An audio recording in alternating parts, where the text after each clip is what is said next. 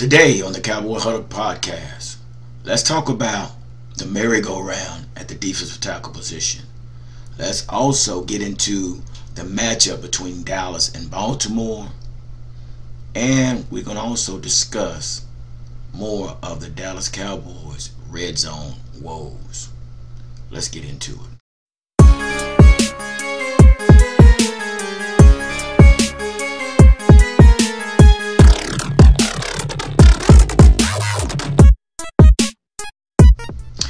All right, boys and girls, ladies and gentlemen, good morning, and hope you guys are doing great on this great Saturday morning as we sit down with your guy G, the #1 Cowboy fan, Hampton. So again, man, there are some issues. There is some news out there that needs to be reported, and guess what? You're going to get it first from your guy G, the #1 Cowboy fan, Hampton. So I'm bringing you more news that you can use. But with that being said, we talked about the merry-go-round at this defensive tackle position. And a lot of this has to do with our first-round draft pick, Mazi Smith. As I reported on the last video, it was reported that Mazi Smith had went out with a back injury. Not sure how bad it was, but it's also been told that he will be available to play Monday. So now this was Achilles' heels for the Cowboys defense that won't seem to go away. The interior of the Cowboys defensive line has been a persistent issue for years, despite several moves made to strengthen it. Now, and that is so true because we put all our eggs in one basket when we drafted Mazi Smith. Well, also down here, it's also saying that while they drafted former Michigan player Mazi Smith in the first round of the 2023 NFL draft, his rookie season was not encouraging. He finished 2023 with a 47.2 PFF overall grade, with 113th among 130 qualified interior defenders. That's not good. So, and I understand we all say that this is, he gets in here, he has to learn, okay, guys. And I understand people are trying to defend Mazi Smith, but for whatever reason, Mazi Smith is not cutting the mustard. He is not making the list to where we have had to bring in other defensive linemen, Jordan Phillips and Joseph Linval, or whatever his name, I can't think of his last name. But yeah, this is where we are. We are doing this merry-go-round with the defensive tackles. And personally, man, this has become an issue. And now we have reported that Jordan Phillips, a supposedly injury to the wrist, and has been placed on IR. Now, let's really get into what this is all about with Jordan Phillips. I think after Mike Zimmer saw the tape on Jordan Phillips and his lackluster production and his unwillingness to engage, I guess you would say. But again, Mike Zimmer wasn't too pleased with what happened. So what took place? Mike Zimmer and I guess the organization decided to put him on the IR, and more than likely they might get him giving him a IR settlement to kick him back out on the streets. Now, this is an individual that we brought in from the Giants, and we made a deal with the Giants because of Jordan Phillips was actually activated for 2 games. We owe the Giants a trade pick. Yeah, even though Jordan Phillips didn't work out for us, we still owe the Giants a trade pick. So yeah, and when I say this about the merry-go-round, now here we are, we bring in a former defensive tackle, Carlos Watkins. Carlos Watkins was released by, I don't know if he was released, but we picked him up from the Washington Commanders. So now he's over here with us. My personal opinion about this, we've been here and done that. Whatever reason we're bringing him back, I mean, there was a reason we released Carlos Watkins. But here we are. We're bringing him back again. So we're continually trying to find ways to beef up this interior. And I really thought Jordan Phillips and Joseph Linville was going to be the answer with the rotation with Osa Digazua and I guess Chauncey Ghost and things like that. But here we are. We're still working, trying to find the chemistry that's going to seal the deal at the defensive tackle. But with that being said, as we continue to talk about the defensive tackle position, so it's also been reported, fan-sided, Cowboys' two biggest weakness, what fans predicted all along. Well, here's the deal. The two biggest weakness that we can really say, which we just been talking about, basically is at the defensive tackle position, but also at the running back position. I know. Now, personally, from my opinion, I was really baffled at the fact that we had Rico Dowdle and Deuce Vaughn starting in front of Zeke Elliott. I think it was like the fifth series before Zeke Elliott actually got onto the field. I mean, you put experience on the back burner to bring in two rookie running backs. So, again, like the defensive tackle position that we have been talking about, the merry-go-round at running back. Excuse me, I'm just going on some. But but what this may call for is the fact that we might have to bring Dalvin Cook. I would not be surprised in Dalvin Cook up on the roster, 53-man roster for this Saturday. And what does that mean? That gives you experience. That gives you experience with Dalvin Cook and Zeke Elliott. At the point, I'm at the point to where we don't have room and we don't have time to be trying to do this shuffle, trying to find a position for everyone. No, we can't do that. We're at the position now where we have to basically put the best player in that position. Okay. So, and until we do that, we can't do this experimental things as we go along throughout the season. What we're doing right now, I think we're asking a lot of these young players to step in and take on some major roles. Deuce, like I said, it's a beautiful story, but at the same time, we have to go with experience. So I'm looking forward to seeing Dalvin Cook on this roster along with Zeke Elliott and maybe with some Hunter Luke or Rico Dowdle. But these should be the three rotating backs. I don't want to see the Deuce Vaughn in the backfield, Kevontae Turpin coming in motion and go. I don't even know what that was about.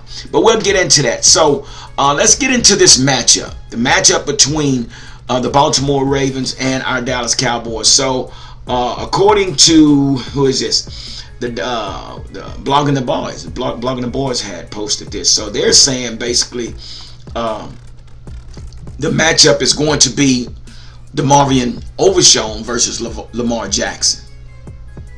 And I can see that. I can see that. We're definitely going to have a spy on Lamar Jackson. Now, whatever reason we didn't give DeMarvion Overshown many reps, I have no idea what that was about. But again, it just seems to me that we should have kept him in that position to play more. But that wasn't the case. So again, we might see this happen here where we will see Overshown on the field more spying on Lamar Jackson. Also with this matchup, it's also basically the defensive end Micah Parsons versus the Ravens O-line. And the Raiders, Max Crosby had a field day on that tackle that they had in place.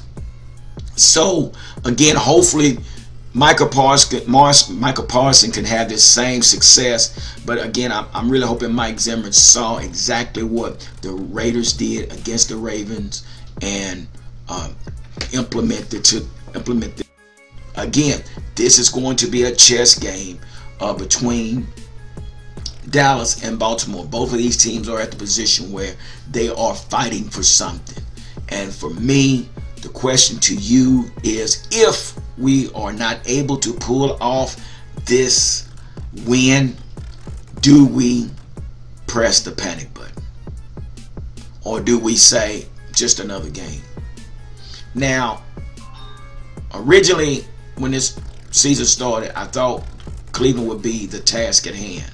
It was a 50-50 game for me, win or loss. But then we had the Saints, so it basically flip-flopped. So here we are, 1-1. But again, guys, we cannot start at 1-2. That could be a big problem if you ask me.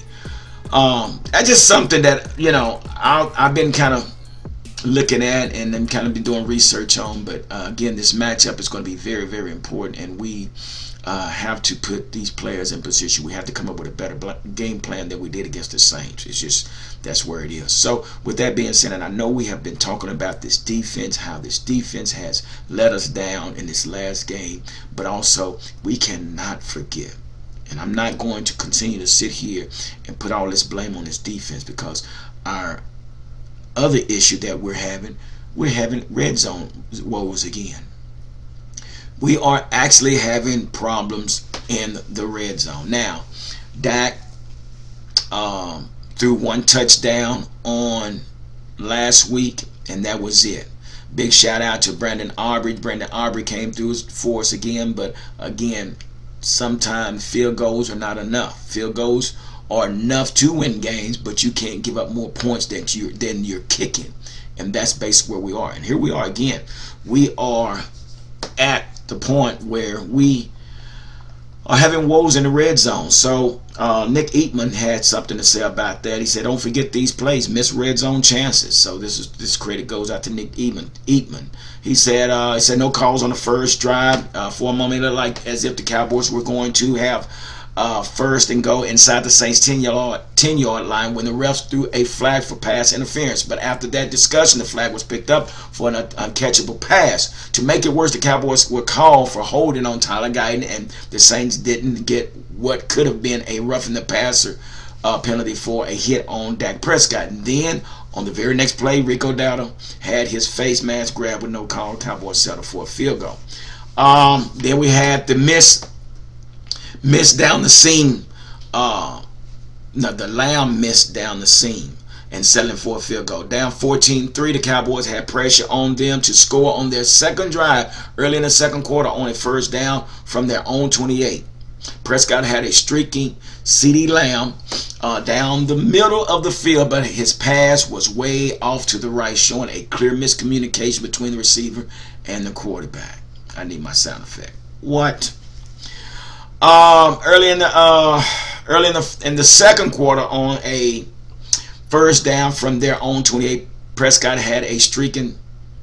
Okay, I already said that. But anyway, the offense picked up one more first down, but eventually settled for a field goal. That missed opportunity was a chance to score a much-needed touchdown.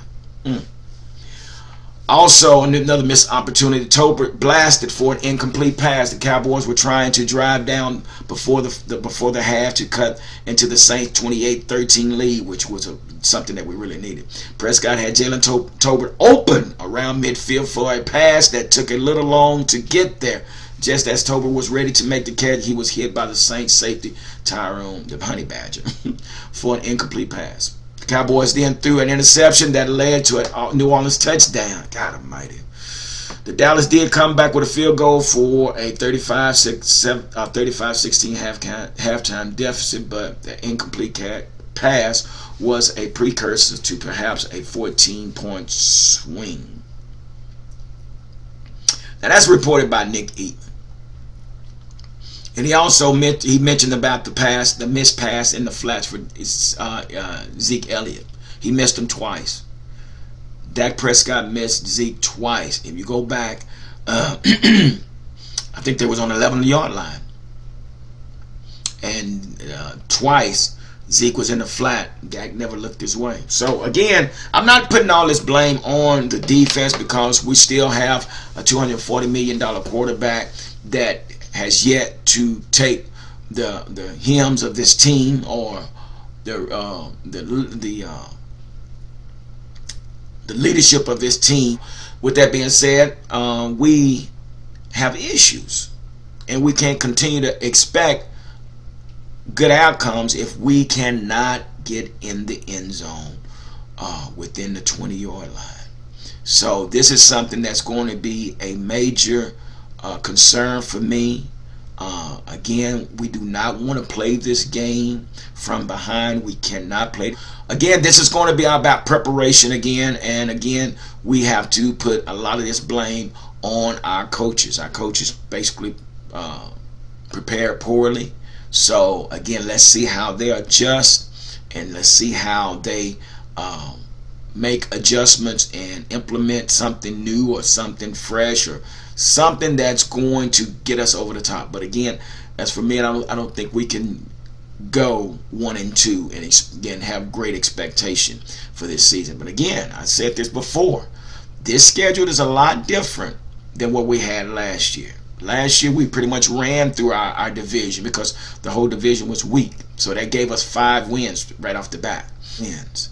Again, my expectations are not real high. I just can't allow my expectation to be so high this season. But what I am going to do, anything that's above my expectations is a plus. But at the end of the day, what have you done for me lately?